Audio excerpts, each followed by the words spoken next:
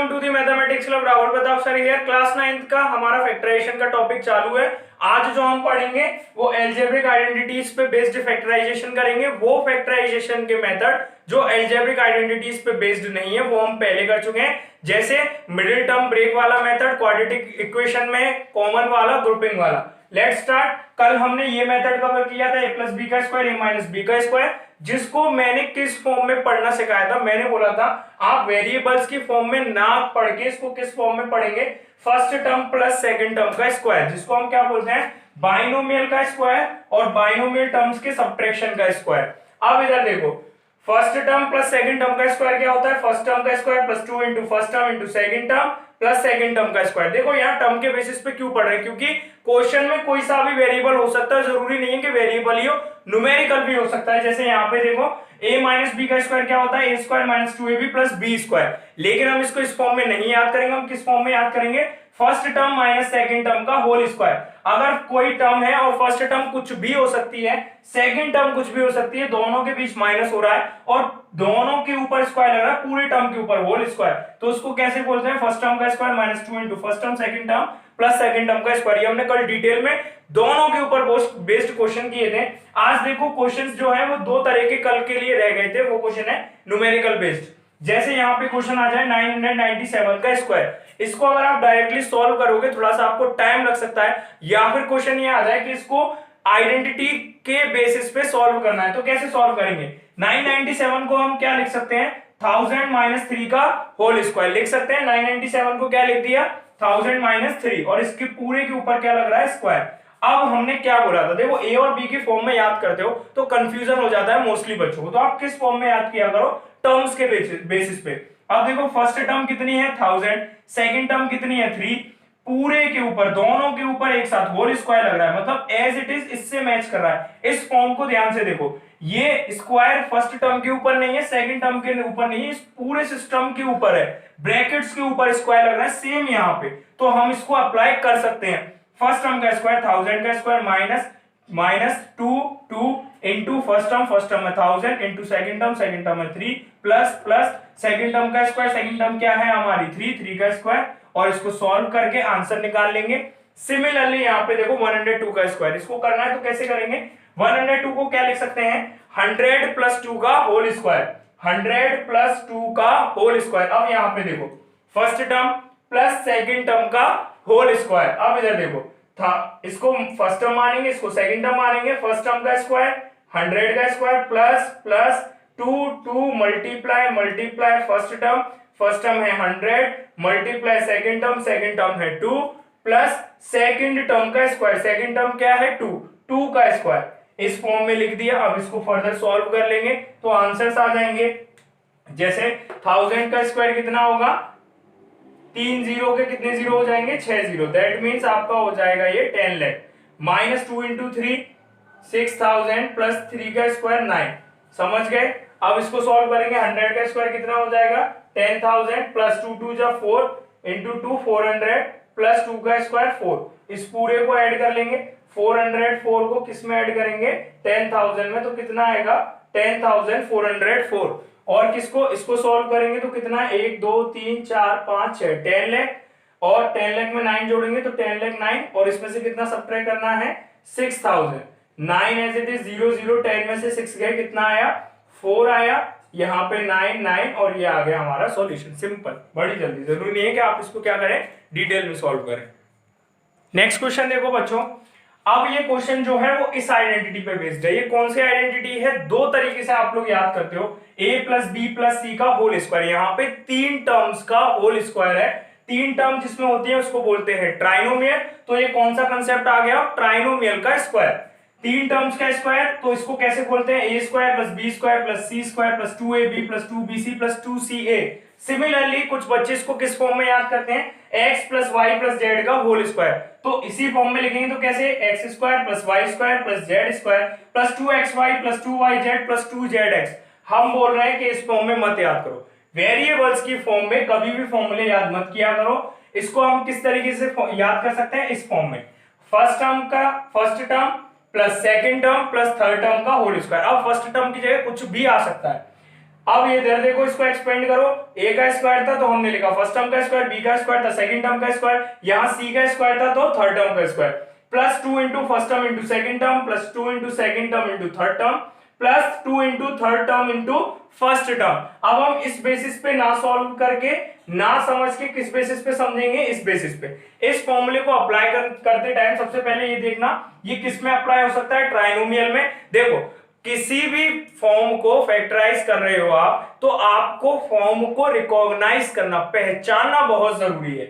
ये फॉर्म आपके दिमाग में छप जानी चाहिए। ये फॉर्म आप कब अप्लाई कर सकते हो, जब first plus second plus third तीनों टर्म का होल स्क्वायर हो रहा हो, तब ही आप इसको यूज कर सकते हो। अगर ऐसे लिखा आया, देखो फर्स्ट टर्म का स्क्वायर प्लस सेकंड टर्म का स्क्वायर प्लस थर्ड टर्म का स्क्वायर, तब आप इसको नहीं यूज कर सकते इस कंसेप्ट को। क्यों, ध्यान से देखो, फर्स्ट टर्म का इंडिविजुअल स्क्वायर नहीं हो रहा है, पहले इसमें सेकंड टर्म जुड़ रही है, फिर थर्ड टर्म जुड़ रही है, फिर इस पूरे का स्क्वायर हो रहा है। सिमिलरली ये कंसेप्ट आ जाता है, बच्चे इसको और इसको एक जैसा मान लेते हैं, जो क्या होती है, कॉमन मिस्टेक होती है। आपको ऐसा नहीं करना है। अब इसी के ऊपर बेस्ड एक क्वेश्चन है, 2a plus 3b plus 4c का होल स्क्वायर। इसको एक्सपेंड करना है, एक्सपेंड मतलब इसको खोल के लिखना है। अभी ये स्क्वायर की फॉर्म में है, इसको कंपेयर करो। पहले ये देखो इसमें कितनी टर्म है, 3 term, first term second term third term, तीनों टर्म्स के टोटल, तीनों टर्म्स के पूरे सम के ऊपर स्क्वायर लग रहा है, whole square as it is इससे मैच कर रहा है। देखो first term plus second term plus third term और इस पूरे के ऊपर स्क्वायर लग रहा है, तो हम इसको इस फॉर्मूले से खोल सकते हैं। ठीक है, अब यहाँ क्या है, फर्स्ट टर्म का स्क्वायर, फर्स्ट टर्म 2a है।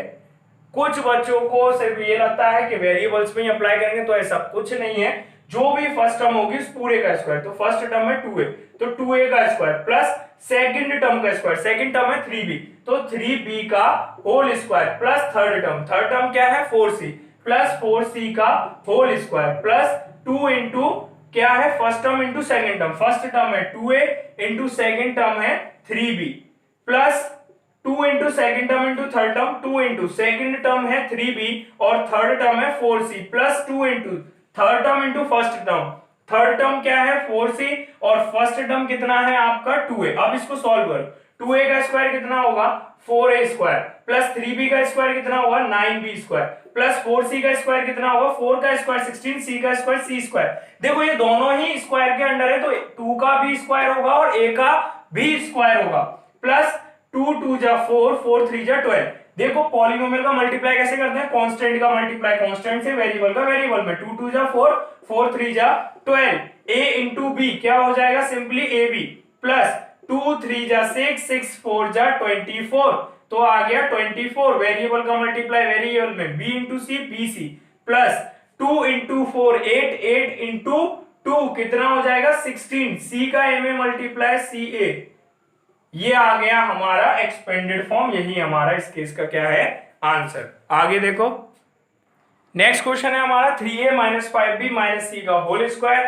क्या ये इस फॉर्म से मैच कर रहा है, तो इस फॉर्म में तो देखो होल स्क्वायर लग रहा है, 3 टर्म है ठीक है, और तीनों के बीच में प्लस नहीं हो रहा है, यहाँ माइनस है, तो क्या इस फॉर्म में कन्वर्ट कर सकते हैं, कर सकते हैं, तो इस फॉर्म से एक्सपेंड भी कर सकते हैं। तो इधर देखो 3a plus minus 5b plus minus c ये लिख सकते हैं, और इस पूरे के ऊपर क्या लगा दिया होल स्क्वायर। ये इस जैसा ही है, बस हमने प्लस लगा दिया, हमने कोई चेंज नहीं किया। ध्यान से देखो इधर 3a प्लस माइनस क्या होता है माइनस 5b हो गया, प्लस माइनस माइनस हो गया, और c ये कौन सी फॉर्म आ गई, वही जिस फॉर्म में ये था 3a minus minus 5b minus c। बस हमने इसको थोड़ा अलग तरीके से लिख दिया है, आगे प्लस लगा दिया है और इस फॉर्म से क्या कर दिया है कंपेयर। अब इस फॉर्म से अगर आपने कंपेयर कर दिया है, तो जो भी आपकी फर्स्ट टर्म है उसका स्क्वायर करो। जो भी फर्स्ट टर्म क्या है 3a का स्क्वायर प्लस प्लस का साइन है, फिर सेकंड टर्म का स्क्वायर, सेकंड टर्म जो है अब हमारी माइनस 5b है। देखो प्लस लग रहा है, इससे कंपेयर करो as it is, first term 3a plus plus second term क्या है माइनस 5b माइनस के साथ, तो माइनस 5b का whole square plus third term क्या है माइनस c का whole square plus 2 into first term कितना है 3a into second term minus 5b है, माइनस के साइन को कुछ बच्चे नहीं लिखते हैं, ये कॉमन मिस्टेक होती है। अगर माइनस है तो माइनस लगा हुआ है, into minus 5b plus 2 into second term है -5b इंटू थर्ड टर्म है आपका -c, फिर क्या है प्लस 2 इंटू थर्ड टर्म क्या है -c इंटू फर्स्ट टर्म कितना है 3a। अब इसको सिंप्लीफाई करो, 3a का स्क्वायर कितना होता है 3 का भी स्क्वायर a का भी स्क्वायर, 3 का स्क्वायर 9 और a का स्क्वायर कितना होता है a स्क्वायर, प्लस -5 का स्क्वायर कितना हो जाएगा प्लस का 25, b का स्क्वायर कितना हो जाएगा b स्क्वायर, प्लस -c का स्क्वायर कितना हो जाएगा c स्क्वायर, प्लस 2 3 जा 6 इंटू -5 हमने बोला था कांस्टेंट का मल्टीप्लाई कांस्टेंट में, 2 3 जा 6 इंटू -5 -30 माइनस का, तो यहां क्या आएगा -30 a into b a b, ठीक है। अब आगे देखो प्लस लगाया 2 इंटू -5 -10 इंटू माइनस का c मतलब -1, देखो दो बार माइनस का मल्टीप्लाई हो रहा है, 2 इंटू -5 इंटू माइनस, तो 2 इंटू -5 -10 इंटू माइनस प्लस का 10, b इंटू सी यहां आ गया b और c, प्लस 2 इंटू 3 6 और यहाँ पे एक माइनस, c किसका है माइनस का और सिर्फ एक ही माइनस है, तो क्या हो जाएगा -6, 2 into 3 6 into -6, c into a कितना हो जाएगा ca। ये हो गई इसकी एक्सपेंडेड फॉर्म। तो जरूरी नहीं है कि आपका जो क्वेश्चन है वो एग्जैक्टली इसी फॉर्म में हो कि प्लस लग रहा हो, कभी कभी क्वेश्चन इस फॉर्म में भी आ सकता है, 3 टर्म्स हो लेकिन तीनों के बीच में प्लस ना हो, तो आप उसमें प्लस लगा सकते हो, आप उसको इस फॉर्म में कन्वर्ट कर सकते हो। नेक्स्ट क्वेश्चन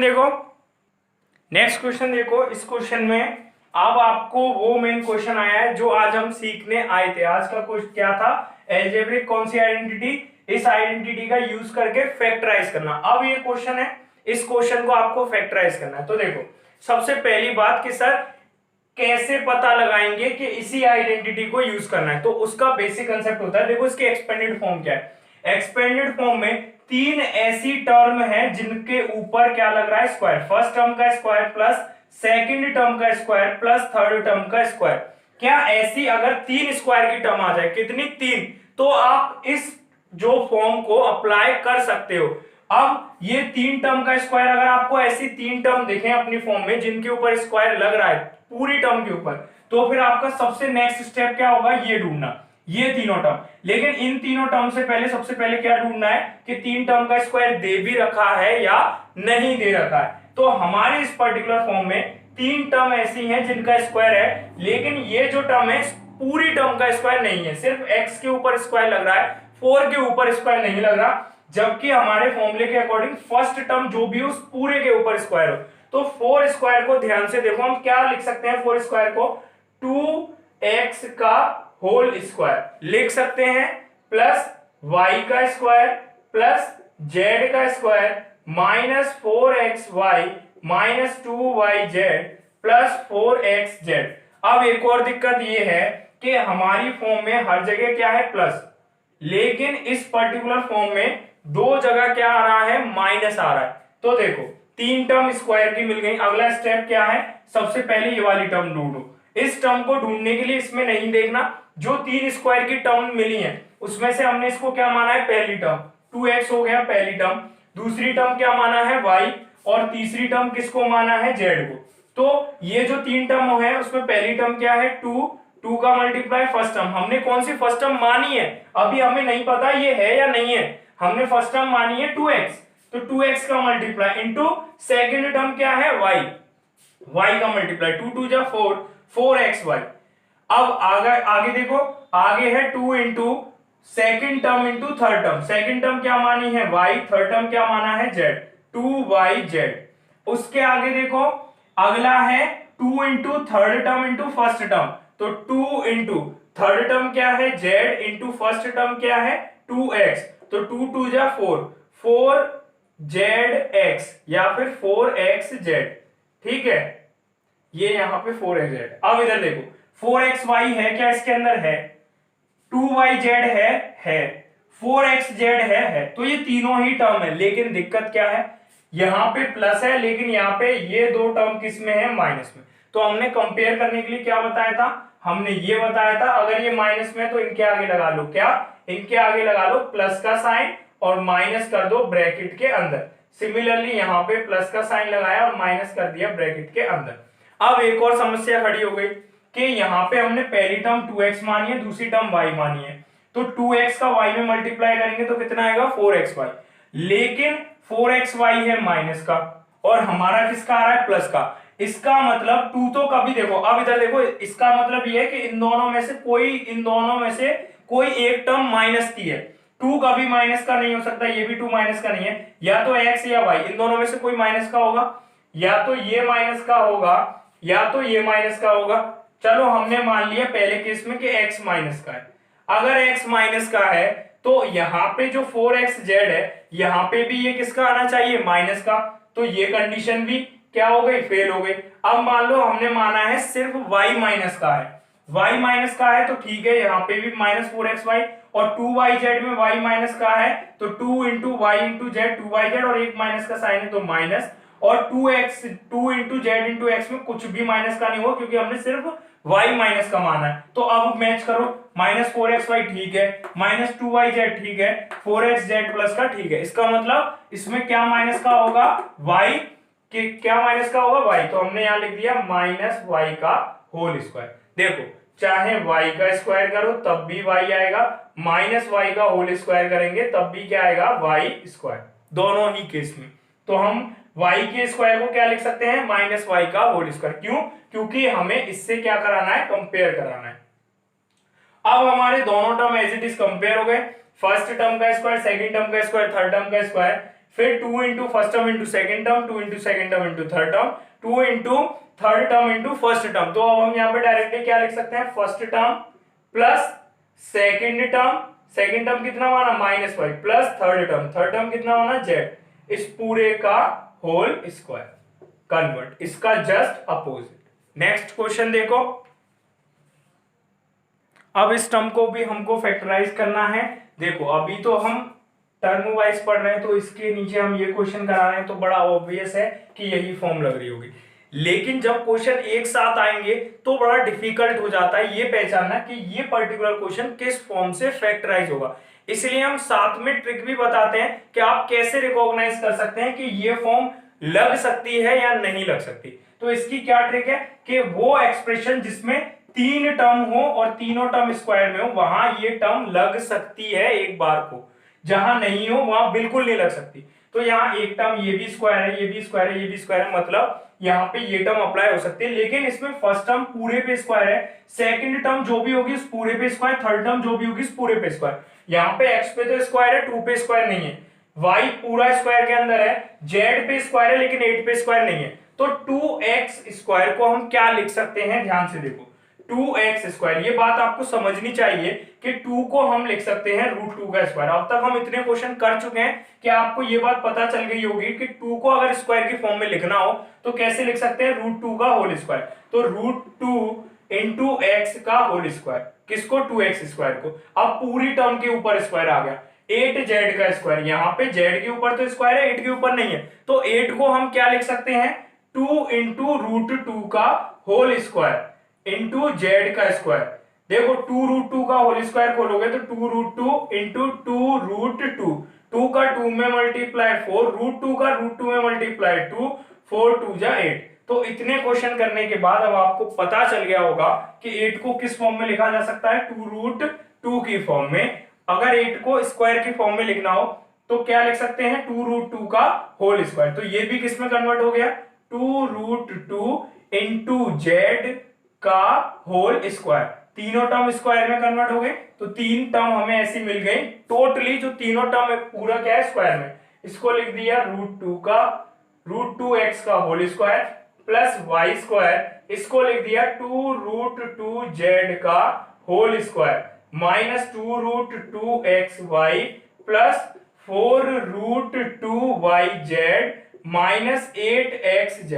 अब यहां 3 टर्म जब स्क्वायर के मिल जाए तो हमने क्या बताया, अपने आप करोगे, क्या करोगे 2 into first term into second term, 2 into first term हमने क्या माना है √2x इंटू सेकेंड टर्म क्या माना है y, तो 2 into √2 x into y xy।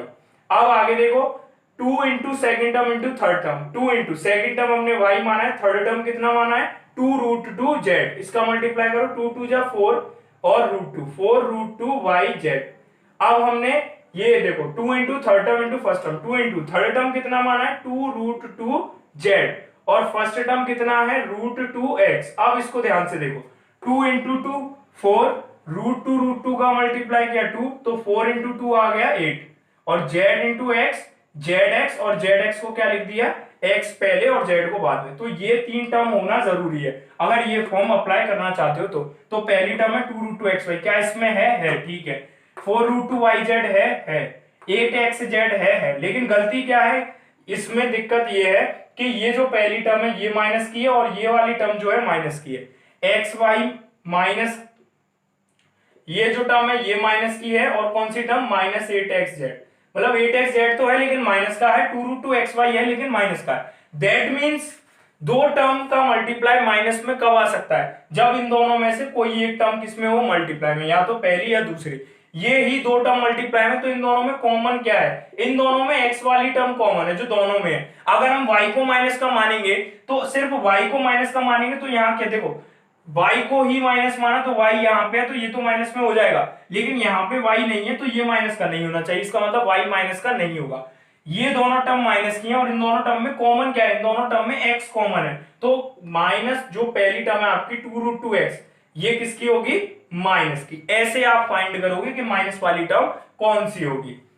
तो इधर हम क्या लिखेंगे 2√2 को किसकी टर्म बताएंगे -√2x का होल स्क्वायर। अब ये सारी टर्म्स क्या है 2 into first term into second term, 2 into second term into third term, 2 into third term into first term. अब हम इसको डायरेक्टली क्या लिख सकते हैं फर्स्ट टर्म कितना है -√2x, सेकेंड टर्म कितना है y, थर्ड टर्म कितना है 2√2z और इस पूरे का होल स्क्वायर।